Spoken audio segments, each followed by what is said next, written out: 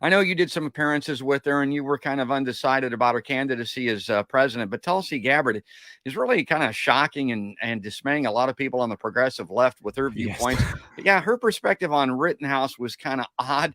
I've got a I want to, because I was a fan of hers. I supported her candidacy when she was saying and appeared to be doing the right things. But I told people, I said, the only pass that I can give Tulsi Gabbard, perhaps, on this thing, I don't know if it even passes the test, but it looks to me like she's kind of trying to bring in the libertarian, the right wing Fox network viewers on some secondary societal view things. And Rittenhouse would be an example. Now, I'm not condoning this approach, but trying to embrace those folks to kind of get them on board, perhaps, so that she can build a coalition, maybe even a voting bloc that can do something about not secondary issues, but primary issues like war and climate, as an example. But I don't know, Matt. Are you seeing?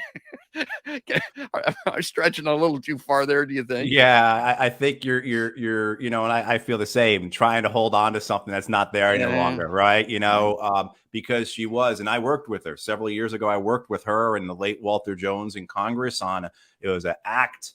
It was an act of Congress to make waging undeclared war an impeachable offense. So that if the president goes and invades a country or attacks a country or does whatever, and there's plenty of examples of that, Democrat and Republican, without the approval of Congress, the support of Congress, that's an impeachable offense. I mean, that was the type of thing that she was doing, and she was very good on the wars. She was very good on Medicare for all. I mean, a bunch of progressive issues. And then over these last year or so, really taking a U-turn on a lot of progressive things. I mean, that back in before she left Congress last year, she introduced some pretty anti-abortion type, anti-choice type legislation that shocked a lot of people.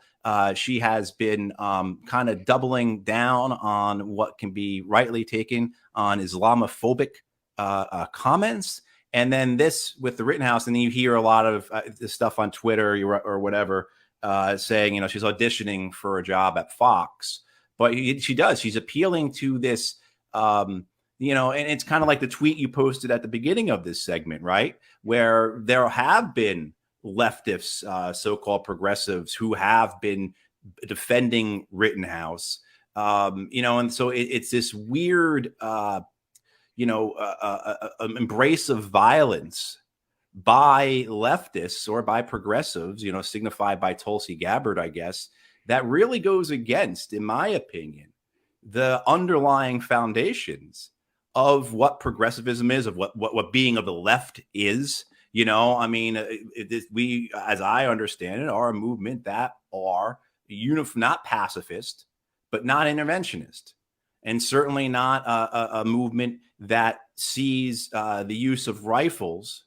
I mean, and certainly there's plenty of examples of the left's history, right, where violence was utilized. But in terms of the American left, the left that I think that comes out of, say, Eugene Debs, right, this, that nonviolence and compassion for others. And, certainly you can try and understand someone like Rittenhouse, and you can have sympathy. The girlfriend of one of Rittenhouse's victims has expressed sympathy for the young man. And I think it's right to do so, to understand that, look, I took part in those wars. I'm as guilty as doing things as Rittenhouse did, right? But I have received the forgiveness of others, and I'm allowed to move forward with my life.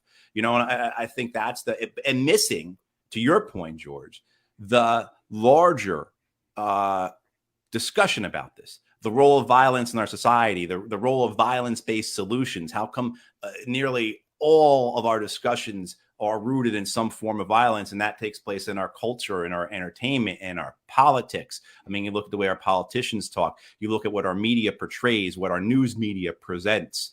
The use of force or violence in order to achieve objectives or goals.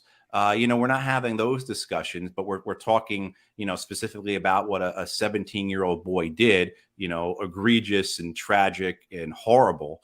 But we're losing sight of the forest for the trees.